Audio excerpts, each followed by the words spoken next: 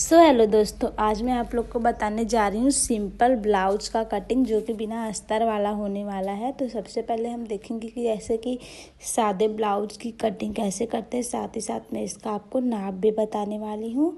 एकदम आप ध्यान से देखिए, बहुत ही सिंपल तरीका है जिससे आपको बहुत ही अच्छे से निशान लगाने भी आएगा और आप अच्छे से कटिंग भी कर लेंगे। सबसे पहले हमें ब्लाउज़ का चौड़ाई मापना है। चौड़ाई मैंने माप लिया, जो कि चेस्ट है हमारा 9 इंच, मैंने इसमें 2 इंच मार्जिन रखा है। उसके बाद हम ब्लाउज का लंबाई मापेंगे। ये है आगे का लंबाई, थोड़ा सा हमें इस तरीके से खींच के ही लंबाई मापनी होती है। तो कुछ लंबाई हमारा आ रहा है 13.5 इंच। उसके बाद मैंने 2 इंच कपड़ा मोड़ने के लिए और जो सिलाई में जाएगा हमारा वो, और सारा मिला करके हो गया 16 इंच। ये मैंने आगे का लंबाई रखा है, फ्रंट पार्ट का है ये। तो यहाँ पे मैंने 16 इंच पे देखिए कुछ इस तरीके से सीधे सीधे पे एकदम सारी इंची टेप को रखेंगे और ऐसे इस तरीके से निशान लगा देंगे। तो देखिए हमारा आगे का लंबाई हो चुका है लग के कंप्लीट। इस तरीके से कुछ मैंने निशान लगाया। उसके बाद ऐसे सीधे में एक लाइन हमें खींच लेनी है, जैसे पता चले कि हाँ ये आगे का हमारा फ्रंट पार्ट है। तो इस तरीके से चॉक की हेल्प से हमें अच्छे से सीधा सीधा एकदम निशान लगा लेना है। इस तरीके से देखिए एकदम परफेक्ट लग रहा है देखने में। अब हमें बैक पार्ट का लंबाई का लेना है नाप, तो इसलिए हमें थोड़ा सा हल्का सा खींच लेंगे। तो ये हमारा आ रहा है पूरा 13 इंच आ रहा है।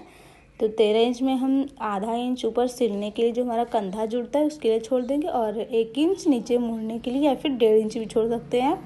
तो मैंने पीछे का भाग रखा है 15 इंच, और यहाँ से देखिए इस तरीके से स्केल से सीधे सीधे एकदम निशान लगा लेने इस तरीके से, ताकि हमारा कपड़ा मतलब एक्स्ट्रा ना कटे। और फिर उसके बाद मैंने ये कंधे का निशान लगाया है 5.5 इंच मैंने रखा है। और उसके बाद फिर ये देखिए अब रखेंगे आर्म होल। तो आर्म होल मैंने रखा है 6 इंच। जैसे कि हमारा चेस्ट जैसे ही बढ़ता जाता है वैसे ही हमारा आर्म होल का भी साइज बढ़ते जाएगा। तो इस तरीके से एकदम सीधे से स्केल से कर लेंगे। उसके बाद यहाँ से इस तरीके से स्केल सीधा रखेंगे, फिर चॉक से अच्छे से निशान लगा लेंगे। तो देखिए हमारा ये बैक पार्ट का निशान है। अब उसके बाद में फ्रंट पार्ट में भी ऐसे ही सेम लगाएंगे। तो 6 इंच का इधर हमें रखना है आर्म होल इस तरीके से। उसके बाद स्केल रख लेना है, स्केल रख करके अच्छे से यहाँ से सीधा सा एक लाइन बना लेना है। फिर स्केल को इस तरीके से रख करके एक सीधा सा निशान हमें लगा लेना है। तो ये हमारा फ्रंट पार्ट का भी गला बन के हो जाएगा, सॉरी आर्म होल हो जाएगा तैयार। अब इधर से हमें लगाना बैक पार्ट में 1.5 इंच कुछ लगाएंगे, गोलाई देंगे 1.5 इंच में। इस तरीके से देखिए गोलाई देते हैं एकदम अच्छे से, आर्म होल में गोलाई देंगे तभी आपका शेप अच्छे से बनेगा, नहीं तो शेप अच्छे से नहीं बनता। तो इस तरीके से देखिए रखेंगे। उसके बाद फ्रंट पार्ट में हमें 1 इंच में आर्म होल में गोलाई देना होता है। तो इस तरीके से चौक को हल्का सा ऐसे से घुमा देंगे। तो ये देखिए परफेक्ट सा गोला बन के रेडी है।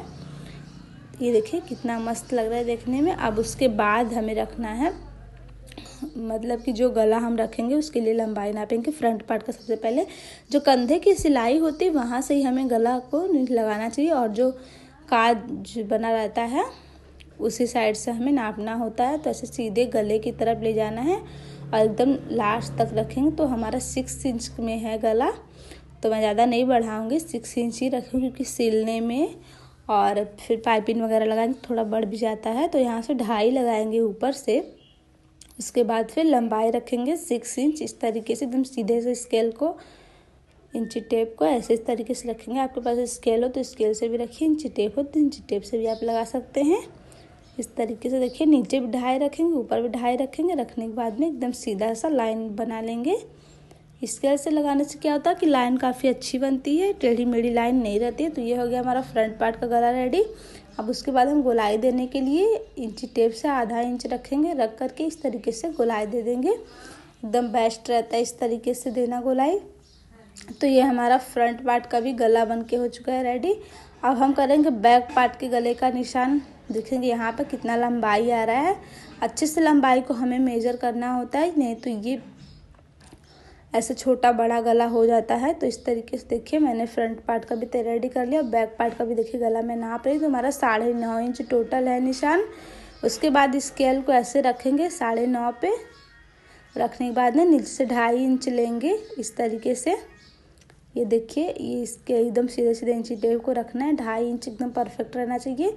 अब उसके बाद स्केल की हेल्प से यहाँ से हमें इस तरीके से स्केल को रखना है और ऐसे एक सीधा सा लाइन कर लेना है चॉक से। उसके बाद फिर कुछ इंची टेप लेंगे, उसको भी यहाँ से आधा इंच लेना है और आधा इंच लेकर के हमें गोलाई दे देना है। अगर आपको कोई और गला मतलब शेप चाहिए तो आप उस तरीके से भी निशान लगा सकते हैं, जैसे कि बढ़ा सकते हैं, कोई मटका गला, पान शेप, वी गला, मतलब कुछ भी आपको जो भी निशान चाहिए गले में आप वो लगा सकते हैं। मैं तो गोल गला बना रही हूँ क्योंकि मेरे कस्टमर का गोल गला ही है ब्लाउज डिमांड में। तो ये देखिए बैक पार्ट फ्रंट पार्ट दोनों ही हो चुका है एकदम कंप्लीट। ये सिंपल ब्लाउज है बिना अस्तर वाला, इसमें कोई तीरा वगैरह नहीं होने वाला है। अगर आपको तीरा ऐड करना है तो आप तीरा भी ऐड कर सकते हैं। नीचे 3 इंच का आप तीरा ले लीजिएगा, हो जाएगा कंप्लीट। उसके बाद देखिए अब यहाँ पे मैं कटिंग कर रही हूँ। इस तरीके से कुछ कटिंग भी करना होता है, कटिंग करने का भी एक अपना ही अलग अलग तरीका होता है। तो इस तरीके से कैंची को ऐसे घुमाते जाना, कैंची को बिल्कुल भी उठाना नहीं है और कपड़े को भी नहीं उठाना है। अच्छे से हाथों से प्रेस करके कपड़े को ये देखिए इस तरीके से कटिंग कर लेंगे। तो ये देखिए मेरा फ्रंट पार्ट कंप्लीट हो चुका है कट के। अब बैक पार्ट भी कट करूँगी मैं। तो सबसे पहले मैं नीचे से निकाल रही हूँ इस तरीके से कपड़े को काट करके। मैं गला अभी नहीं काटूँगी, गला बाद में काटूँगी। फिर मैं कस्टमर से जानना भी कौन सा गला कटिंग करना है। मैं इस तरीके से अपने से ये भी गोल गला ही बना दी हूँ। इस तरीके से देखिए कटिंग करेंगे। कुछ अपनी हाथों को घुमाना है, कपड़े को नहीं घुमाना है। कपड़ा घुमाएंगे तो आपका निशान इधर उधर हो जाएगा, फिर गलत भी हो जाएगा। इस तरीके से देखिए मैं आगे का पार्ट कट कर रही हूँ गले का। ये देखिए मेरा बैक पार्ट का गला है। तो देखिए मेरा सारा कंप्लीट हो चुका है। अब मैं आपको बताने वाली हूँ बाजू का निशान कैसे लगाते हैं, कटिंग कैसे करते हैं। बाजू में मतलब अगर आपका कम हो जाए लंबाई तो चौड़ाई कम हो जाए तो आप कपड़ा कैसे जोड़ेंगे, मैं आपको ये भी बताने वाली हूँ।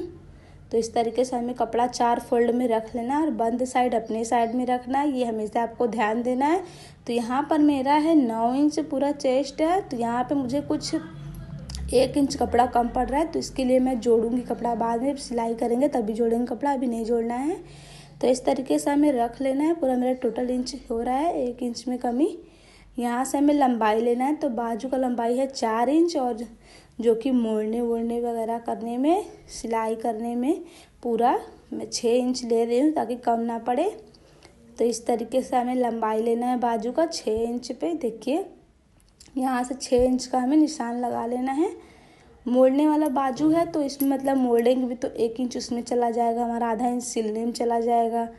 इस तरीके से कुछ बढ़ा के ही मैंने लिया है। उसके बाद ऐसे सीधा सा निशान बना लेंगे। अब यहाँ से हमें लेना है 3 इंच बाजू का, जैसे शेप देने के लिए यहाँ से हम 3 इंच लेंगे।